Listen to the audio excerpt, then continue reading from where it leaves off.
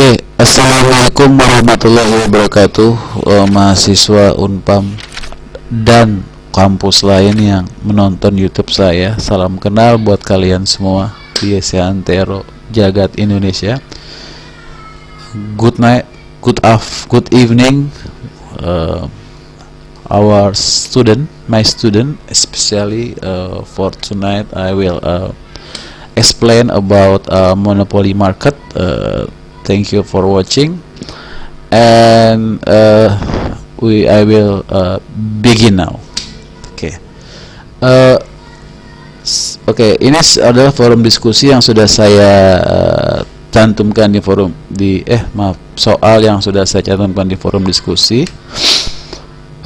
Modulnya agak cukup tidak komprehensif, tapi saya akan menjelaskannya secara mudah ya. Jadi kalau monopoli, di soal ini kita bertemu dengan 5 grafik ya. Satu, grafik demand. Grafik demand itu pasti dari kiri atas ke kanan bawah, artinya semakin murah harga, semakin kuantitas, semakin banyak orang membeli. Ya, kemudian begitu juga semakin bertambah orang membeli, setiap penambahan kuantitas akan menghasilkan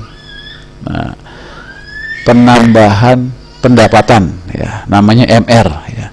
MR itu adalah selisih antara pendapatan ketika kuantitas 2 dikurangi dengan ketika 1. Nah, itu MR.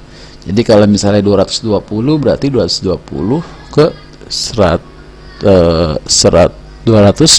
kayak gitu. Kemudian MC adalah selisih biaya ketika memproduksi penambahan satu produk ya, misalnya dari 5 ke 6. Nah, berapakah biaya yang bertambah? Nah, kalau AC adalah average cost, artinya biaya per satu unit ya. Itu sudah include variable cost dan fixed cost ya. Nah, maksudnya biaya variabel dan biaya tetap. Oke. Kemudian AFC adalah average variable cost atau rata-rata biaya variabel atau biaya variabel per unit.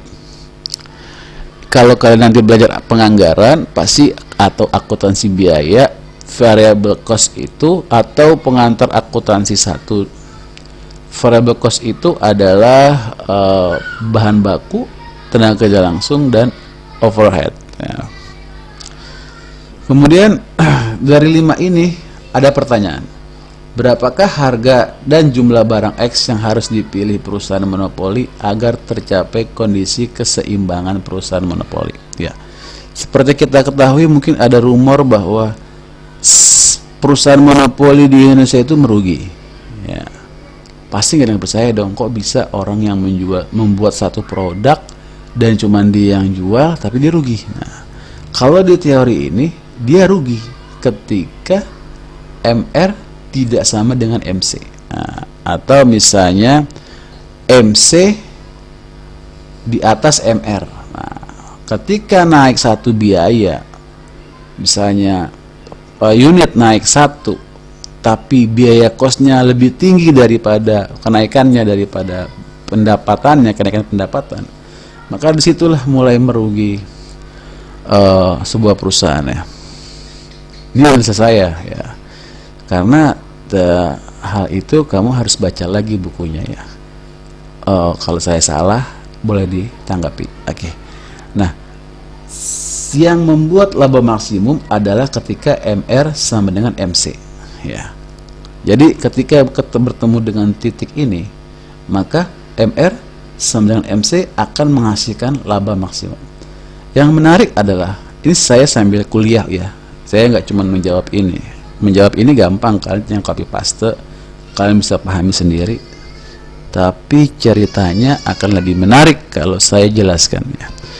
Jadi ada sebuah pertanyaan, ada titik di sini adalah titik paling minimum ya. Jadi ada ketika biaya produksi itu diproduksi sekian, maka biaya itu menjadi minimum, ya. Ya, kenaikannya tuh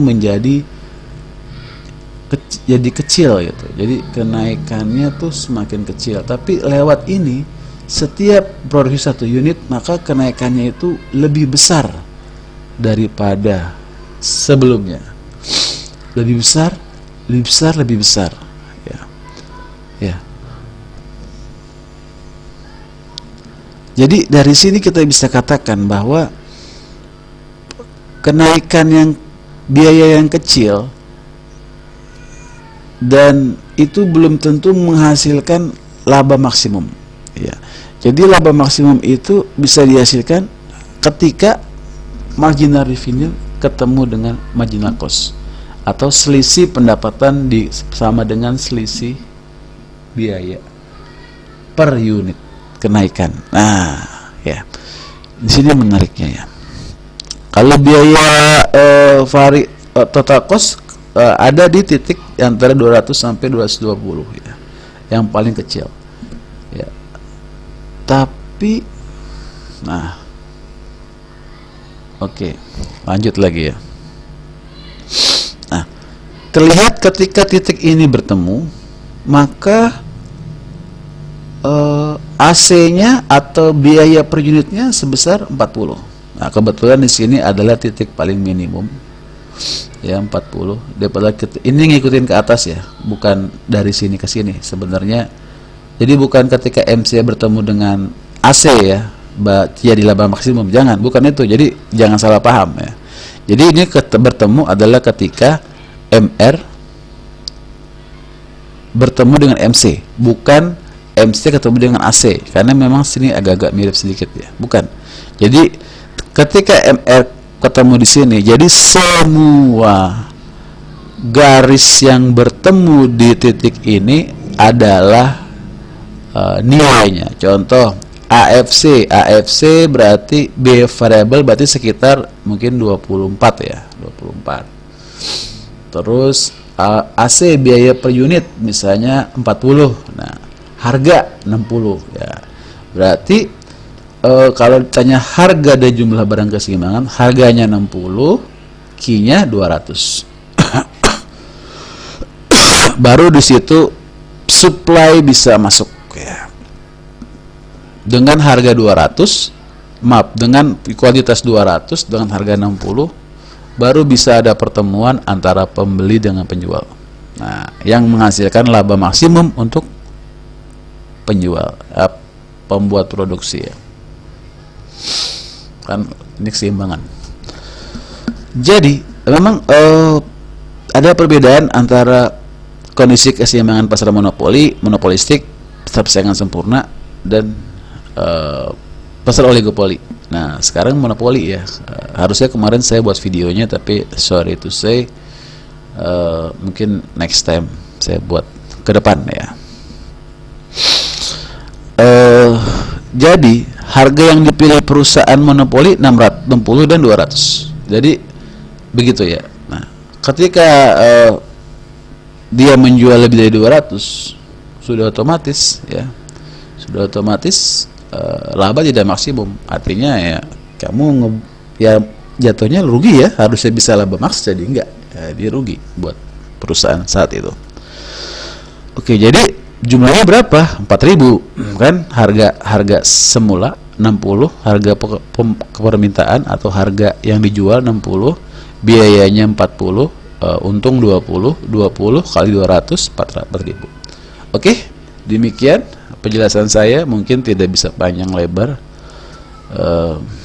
Saya ingin banyak bicara, tapi karena ini YouTube, ya, YouTube dan dilihat publik, saya tidak bisa mengekspos konflik-konflik yang ada. Terima kasih banyak. Assalamualaikum warahmatullahi wabarakatuh.